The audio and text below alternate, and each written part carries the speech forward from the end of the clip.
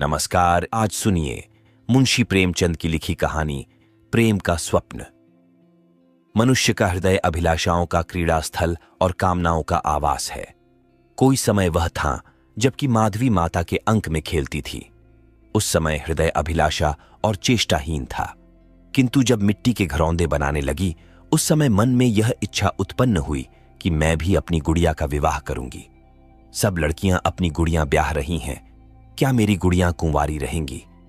मैं अपनी गुड़ियां के लिए गहने बनवाऊंगी, उसे वस्त्र पहनाऊंगी, उसका विवाह रचाऊंगी। इस इच्छा ने उसे कई मास तक रुलाया, पर गुड़ियों के भाग्य में विवाह न बदा था। एक दिन मेघ घिर आए और मूसलाधार पानी बरसा। घरौंदा वृष्टि में बह गया और गुड़ियों के विवाह की अभिलाषा अपूर्ण हो रह गई। कुछ काल और बीता। वह माता के संग विरजन के यहों आने जाने लगी। उसकी मीठी मीठी बातें सुनती और प्रसन्न होती, उसके थाल में खाती और उसकी गोद में सोती। उस समय भी उसके हृदय में यह इच्छा थी कि मेरा भवन परम सुंदर होता, उसमें चांदी के किवाड़ लगे होते, भूमि ऐसी स्वच्छ होती कि मक्खी बैठे और फिसल जाए। मैं विरजन को अपने घर ले जाती, वहां अच्छे अच्छे पकवान बनाती और खिलाती, उत्तम पलंग पर सुलाती और भली भौंती उसकी सेवा करती। यह इच्छा वर्षों तक हृदय में चुटकियां लेती रही, किंतु उसी घरौंदे की भांति यह घर भी ढह गया और आशाएं निराशा में परिवर्तित हो गई। कुछ काल और बीता, जीवन काल का उदय हुआ। विरजन ने उसके चित्त पर प्रतापचंद्र का चित्त खींचना आरंभ किया। उन दिनों इस चर्चा के अतिरिक्त उसे कोई बात अच्छी न लगती थी। निदान उसके हृदय में प्रतापचंद्र की चेरी बनने की इच्छा उत्पन्न हुई। पड़े पड़े हृदय से बातें किया करती, रात्र में जागरण करके मन का मोदक खाती। इन विचारों से चित्त पर एक उन्माद सा छा जाता, किंतु प्रतापचंद्र इसी बीच में गुप्त हो गए और उसी मिट्टी के घरौंदे की भांति ये हवाई किले ढह गए। आशा के स्थान पर हृदय में शोक रह गया। अब निराशा ने उसके हृदय में आशा ही शेष न रखा। वह देवताओं की उपासना करने लगी, व्रत रखने लगी कि प्रतापचंद्र पर समय की कुदृष्टि न पड़ने पाए। इस प्रकार अपने जीवन के कई वर्ष उसने तपस्विनी बनकर व्यतीत किए। कल्पित प्रेम के उल्लास में चूर होती, किंतु आज तपस्विनी का व्रत टूट गया। मन में नूतन अभिलाषाओं ने सिर उठाया। 10 वर्ष की तपस्या एक क्षण में भंग हो गई। क्या यह इच्छा भी उसी मिट्टी के घरौंदे की भांति पद्दलित हो जाएगी? आज जब से माधवी ने बालाजी की आरती उतारी है, उसके आंसू नहीं रुके। सारा दिन बीत गया, एक एक करके तार निकलने लगे। सूर्य थक कर छिप गए और पक्षीगण घोंसलों में विश्राम करने लगे, किंतु माधवी के नेत्र नहीं थके। वह सोचती है कि हाय, क्या मैं इसी प्रकार रोने के लिए बनाई गई हूं? मैं कभी हंसी भी थी जिसके कारण इतना रोती हूं। हाय, रोते रोते आधी आयु बीत गई, क्या शेष भी इसी प्रकार बीतेगी? क्या मेरे जीवन में एक दिन भी ऐसा ना आएगा जिसे स्मरण करके संतोष हो कि मैंने भी कभी सुदिन देखे थे? आज के पहले माधवी कभी ऐसे नैराश्य पीड़ित और छिन्न हृदया नहीं हुई थी। वह अपने कल्पित प्रेम में निमग्न थी। आज उसके हृदय में नवीन अभिलाषाएं उत्पन्न हुई है। अश्रु उन्हीं के प्रेरित है। जो हृदय 16 वर्ष तक आशाओं का आवास रहा हो, वही इस समय माधवी की भावनाओं का अनुमान कर सकता है। सुवामा के हृदय में नवीन इच्छाओं ने सिर उठाया है। जब तक बालजी को न देखा था, तब तक उसकी सबसे बड़ी अभिलाषा यह थी कि वह उन्हें आंखें भर कर देखती और हृदय शीतल कर लेती। आज जब आंखें भर देख लिया तो कुछ और देखने की इच्छा उत्पन्न हुई। वह इच्छा उत्पन्न हुई माधवी के घरौंदे की भांति मिट्टी में मिल जाने के लिए। आज सुवामा, विरजन और बालाजी में सायंकाल तक बातें होती रही। बालाजी ने अपने अनुभवों का वर्णन किया, सुवामा ने अपनी राम कहानी सुनाई और विरजन ने कहा थोड़ा, किंतु सुना बहुत।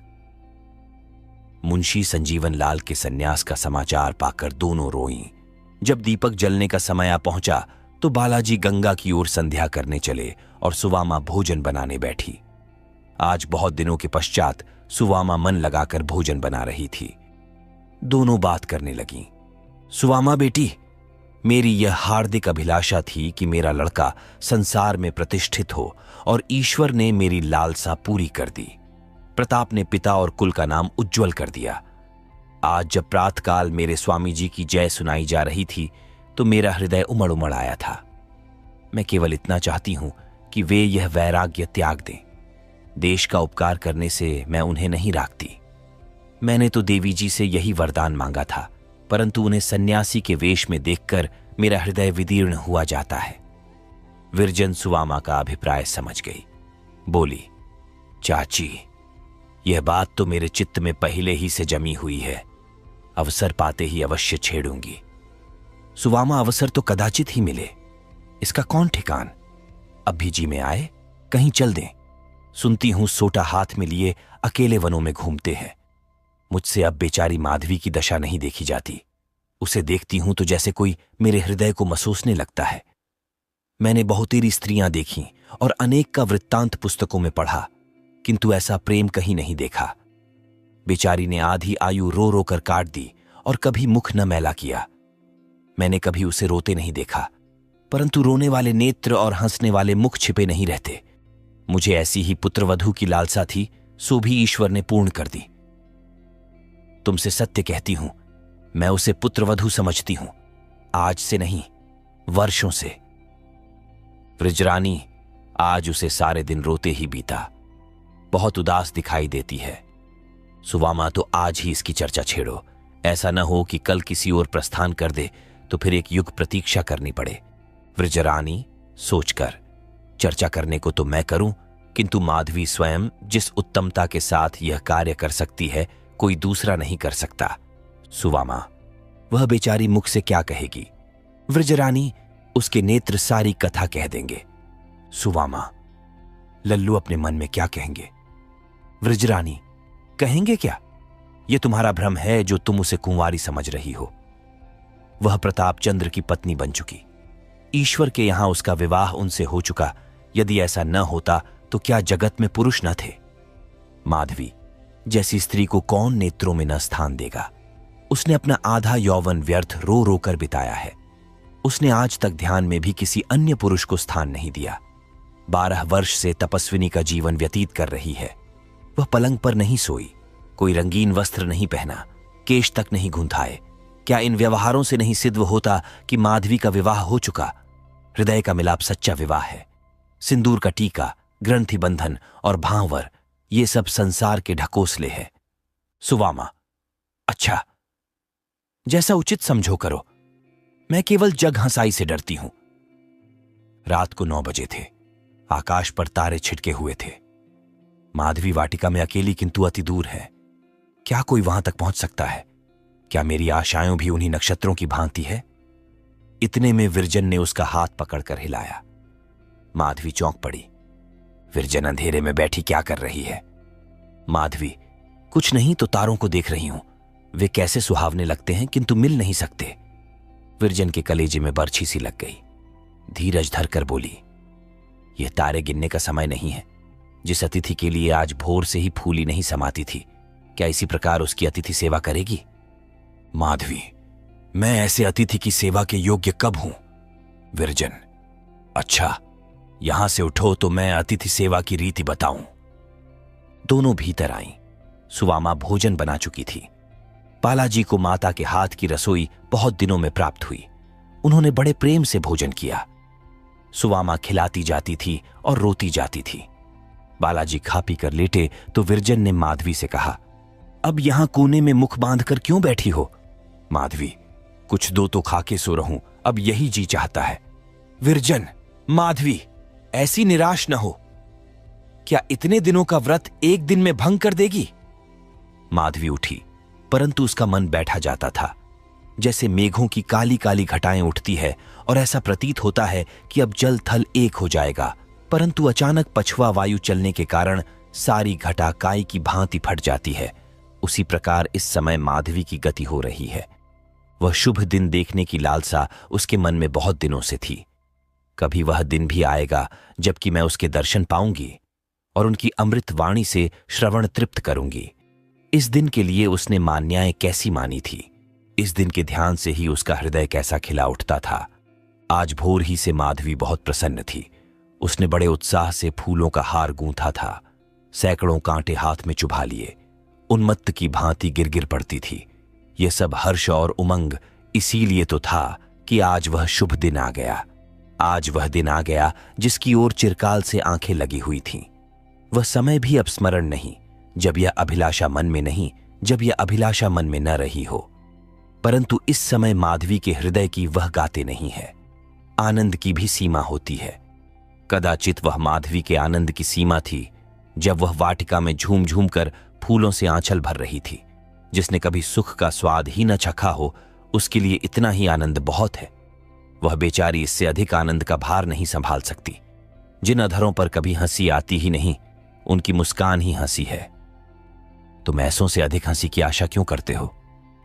माधवी बालाजी की ओर, परंतु इस प्रकार नहीं जैसे एक नवेली बहू आशाओं से भरी हुई श्रृंगार किए अपने पति के पास जाती है। वही घर था जिसे वह अपने देवता का मंदिर समझती थी। जब वह मंदिर शून्य था, तब वह आकर आंसुओं के पुष्प चढ़ाती थी। आज जब देवता ने वास किया है, तो वह क्यों इस प्रकार मचल मचल कर आ रही है? रात्रि भली भांति आर्द्र हो चुकी थी। सड़क पर घंटों के शब्द सुनाई दे रहे थे। माधवी दबे पांव बालाजी के कमरे के द्वार तक गई। उसका हृदय धड़क रहा था। भीतर जाने का साहस न हुआ, मानो किसी ने पैर पकड़ लिए। उल्टे पांव फिर आई और पृथ्वी पर बैठकर रोने लगी। उसके चित्त ने कहा, माधवी, ये बड़ी लज्जा की बात है। बालाजी की चेहरी सही, माना कि तुझे उनसे प्रेम है, किंतु तू उसकी स्त्री नहीं है। तुझे इस समय उन गृह में रहना उचित नहीं है। तेरा प्रेम तुझे उनकी पत्नी नहीं बना सकता। प्रेम और वस्तु है और सुहाग और वस्तु है। प्रेम चित्त की प्रवृत्ति है और ब्याह एक पवित्र धर्म है। तब माधवी को एक विवाह का स्मरण हो आया। वर ने भरी सभा में पत्नी की बाह पकड़ी थी और कहा था कि इस स्त्री को मैं अपने गृह की स्वामिनी और अपने मन की देवी समझता रहूंगा। इस सभा के लोग, आकाश, अग्नि और देवता इसके साक्षी रहे। हां, ये कैसे शुभ शब्द है। मुझे कभी ऐसे शब्द सुनने का मौका प्राप्त न हुआ।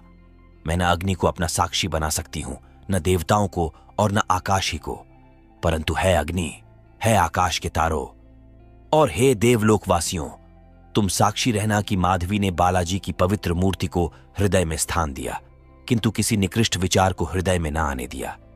यदि मैंने घर के भीतर पैर रखा हो तो है अग्नि, तुम मुझे अभी जलाकर भस्म कर दो। हे आकाश, यदि तुमने अपने अनेक नेत्रों से मुझे गृह में जाते देखा, तो इसी क्षण मेरे ऊपर इंद्र का वज्र गिरा दो। माधवी कुछ काल तक इसी विचार में मग्न बैठी रही। अचानक उसके कान में भग भग की ध्वनि आई है। उसने चौंक कर देखा तो बालाजी का कमरा अधिक प्रकाशित हो गया था और प्रकाश खिड़कियों से बाहर निकलकर आंगन में फैल रहा था। माधवी के पांव तले से मिट्टी निकल गई। ध्यान आया कि मेज पर लैंप भभक उठा। वायु की भांति वह बालाजी के कमरे में घुसी। देखा तो लैंप फटक पृथ्वी पर गिर पड़ा है और भूतल के बिछावन में तेल फैल जाने के कारण आग लग गई है। दूसरे किनारे पर बालाजी सुख से सो रहे थे। अभी तक उनकी निद्रा न खुली थी। उन्होंने कालीन समेटकर एक कोने में रख दिया था। विद्युत की भांति लपककर माधवी ने वह कालीन उठा लिया और भभकती हुई ज्वाला के ऊपर गिरा दिया। धमाके का शब्द हुआ तो बालाजी ने चौंक कर आंखें खोली। घर में धुआं भरा था और चतुर्दिक तेल की दुर्गंध फैली हुई थी। इसका कारण वह समझ गए। बोले, कुशल हुआ? नहीं तो कमरे में आग लग गई थी। माधवी, जी हां, यह लैंप गिर पड़ा था। बालाजी, तुम बड़े अवसर से आ पहुंची। माधवी, मैं यहीं बाहर बैठी हुई थी। बालाजी, तुमको बड़ा कष्ट हुआ, अब जाकर शयन करो, रात बहुत आ गई है। माधवी, चली जाऊंगी, शयन तो नित्य ही करना है, यह अवसर न जाने फिर कब आए। माधवी की बातों से अपूर्व करुणा भरी थी। बालाजी ने उसकी ओर ध्यानपूर्वक देखा। जब उन्होंने पहले माधवी को देखा था, उस समय वह एक खिलती हुई कली थी और आज वह एक मुरझाया हुआ पुष्प है। न मुख पर सौंदर्य था, न नेत्रों में आनंद की झलक, न मांग में सुहाग का संचार था, न माथे पर सिंदूर का टीका। शरीर में आभूषणों का चिन्ह भी न था। बालाजी ने अनुमान से जाना कि विधाता से जान कि विधाता ने ठीक तरुणावस्था में इस दुखिया का सुहाग हरण किया है। परम उदास होकर बोले, क्यों माधवी, तुम्हारा तो विवाह हो गया है ना? माधवी के कलेज में कटारी चुभ गई। सज्जल नेत्र होकर बोली, हां, हो गया है। बालाजी, और तुम्हार पति? माधवी, उन्हें मेरी कुछ सुध ही नहीं, उनका विवाह मुझसे नहीं हुआ। बालाजी विस्मित होकर बोले, तुम्हारा पति करता क्या है? माधवी, देश की सेवा। बालाजी की आंखों के सामने से एक पर्दा सा हट गया। वे माधवी का मनोरथ जान गए और बोले, माधवी, इस विवाह को कितने दिन हुए? बालाजी के नेत्र सज्जल हो गए और मुख पर जातीयता के मद का उन्माद सा छा गया। भारत माता, आज इस पतितावस्था में भी तुम्हारे अंक में ऐसी ऐसी देवियां खेल रही हैं जो एक भावना पर अपने यौवन और जीवन की आशाएं नन समर्पण कर सकती है। बोले, ऐसे पति को तुम त्याग क्यों नहीं देती? माधवी ने बालाजी की ओर अभिमान से देखा और कहा, स्वामी जी, आप अपने मुख से ऐसे कहें। मैं आर्यबाला हूं। मैंने गांधारी और सावित्री के कुल में जन्म लिया है। जिसे एक बार मन में अपना पतिमान आ चुकी, उसे नहीं त्याग सकती। यदि मेरी आयु इसी प्रकार रोते रोते कट जाए तो भी अपने पति की ओर से मुझे कुछ भी खेद न होगा। जब तक मेरे शरीर में प्राण रहेगा, मैं ईश्वर से उनक हित चाहती रहूंगी। मेरे लिए यही क्या कमक है जो ऐसे महात्मा के प्रेम ने मेरे हृदय में निवास किया है? मैं इसी का अपना सौभाग्य समझती हूं। मैंने एक बार अपने स्वामी को दूर से देखा था। वह चित्र एक क्षण के लिए भी आंखों से नहीं उतरा। जब कभी मैं बीमार हुई हूं तो उसी चित्र ने मेरी शुश्रूषा की है। जब कभी मैंने वियोग के आंसू बहाए हैं तो उसी चित्र ने मुझे सांत्वना दी है। उस चित्र वाले पति को मैं कैसे त्याग दूं? मैं उसकी हूं और सदैव उसी का रहूंगी। मेरा हृदय और मेरे प्राण सब उनकी भेंट हो चुके हैं। यदि वे कहें तो आज मैं अग्नि के अंक मने ऐसे हर्षपूर्वक जा बैठूं जैसे फूलों की शैया पर। यदि मेरे प्राण उनके किसी काम आए तो मैं उसे ऐसी प्रसन्नता से दे दूं जैसे कोई उपसाक अपने इष्टदेव को फूल चढ़ाता हो। माधवी का मुखमंडल प्रेम ज्योति से अरुणा हो रहा था। बालाजी ने सब कुछ सुना और चुप हो गए। सोचने लगे, यह स्त्री है जिसने केवल मेरे ध्यान पर अपना जीवन समर्पण कर दिया है। इस विचार से बालाजी के नेत्र अश्रुपूर्ण हो गए। जिस प्रेम ने एक स्त्री का जीवन जलाकर भस्म कर दिया हो, उसके लिए एक मनुष्य के गैर्य को जला डालना कोई बात नहीं। प्रेम के सामने धैर्य कोई वस्तु नहीं है। वह बोले, माधवी, तुम जैसी देवियां भारत की गौरव है। मैं बड़ा भाग्यवान हूं कि तुम्हारे प्रेम जैसी अनमोल वस्तु इस प्रकार मेरे हाथ आ रही है। यदि तुमने मेरे लिए योगिनी बनना स्वीकार किया है तो मैं भी तुम्हारे लिए संन्यास और वैराग्य का त्याग कर सकता हूं। जिसके लिए तुमने अपने को मिटा दिया है, वह तुम्हारे लिए बड़ा से बड़ा बलिदान करने से भी नहीं हिचकिचाएगा। माधवी इसके लिए पहले ही से प्रस्तुत थी। तुरंत बोली, स्वामी जी, मैं परम अबला और बुद्धिहीन सत्री हूं, परंतु मैं आपको विश्वास दिलाती हूं कि निज विलास का ध्यान आज तक एक पल के लिए भी मेरे मन में नहीं आया। यदि आपने यह विचार किया कि मेरे प्रेम का उद्देश्य केवल यह का आपके चरणों में सांसारिक बंधनों की बेड़ियां डाल दूं, तो हाथ जोड़कर आपने इसका तत्व नहीं समझा। मेरे प्रेम का उद्देश्य वही था जो आज मुझे प्राप्त हो गया। आज का दिन मेरे जीवन का सबसे शुभ दिन है। आज मैं अपने प्राणनाथ के सम्मुख खड़ी हूं और अपने कानों से उनकी अमृतमयी वाणी सुन रही हूं। स्वामी जी, मुझे आशा न थी कि इस जीवन में मुझे यह दिन देखने का सौभाग्य होगा। यदि मेरे पास संसार का राज्य होता तो मैं इसी आनंद से उसे आपके चरणों में समर्पण कर देती। मैं हाथ जोड़कर आपसे प्रार्थना करती हूं कि मुझे अब इन चरणों से अलग न कीजिएगा। मैं संन्यास ले लूंगी और आपके संग रहूंगी। वैरागिनी बनूंगी, भभूति रमाऊंगी, परंतु आपका संग न छोड़ूंगी। प्राणनाथ, मैंने बहुत दुख सहे हैं, अब यह जलन नहीं सकी जाती। यह कहते कहते माधवी का कंठ रुंध गया और आंखों से प्रेम की धारा बहने लगी। उससे वहां न बैठा गया। उठकर प्रणाम किया और विरजन के पास आकर बैठ गई। विजरानी ने उसे गले लगा लिया और पूछा, क्या बातचीत हुई? माधवी, जो तुम चाहती थी। विजरानी, सच क्या बोले? माधवी, यह न बताऊंगी। विजरानी को मानो पड़ा हुआ धन मिल गया। बोली, ईश्वर ने बहुत दिनों में मेरा मनारेथ पूरा किया। मैं अपने यहां से विवाह करूंगी। माधवी नैराश्य भाव से मुस्कुराई। विरजन ने कंपित स्वर से कहा, हमको भूल तो न जाएगी? उसकी आंखों से आंसू बहने लगे। फिर वह स्वर संभाल कर बोली, हमसे तू बिछुड़ जाएगी। माधवी, मैं तुम्हें छोड़कर कहीं न जाऊंगी। विरजन, चल, बातें ने बना। माधवी, देख लेना। विरजन, देखा है जोड़ा कैसा पहनेगी। माधवी, उज्जवल जैसे बगुले का पर। विरजन, सोहाग का जोड़ा केसरिया रंग का होता है। माधवी, मेरा श्वेत रहेगा। विरजन, तुझे चंद्रहार बहुत भाता था, मैं अपना दे दूंगी। माधवी, हार के स्थान पर कंठी दे देना। विरजन, कैसी बातें कर रही हैं? माधवी, अपने श्रृंगार की। विरजन, तेरी बातें समझ में नहीं आती। तू इस समय इतनी उदास क्यों है? तूने इस रत्न के लिए कैसी कैसी तपस्याएं की, कैसा कैसा योग साधा, कैसे कैसे व्रत किए, और तुझे जब वह रत्न मिल गया तो हर्षित नहीं देख पड़ती। माधवी, तुम विवाह की बातें चीत करती हो, इससे मुझे दुख होता है। विरजन, यह तो प्रसन्न होने की बात है। माधवी, बहिन, मेरे भाग्य में प्रसन्नता लिखी ही नहीं। जो पक्षी बादलों में घोंसला बनाना चाहता है वह सर्वदा डालियों पर रहता है। मैंने निर्णय कर लिया है कि जीवन की यह शेष समय इसी प्रकार प्रेम का सपना देखने में काट दूंगी। आप सुन रहे थे मुंशी प्रेमचंद की लिखी कहानी प्रेम का स्वप्न।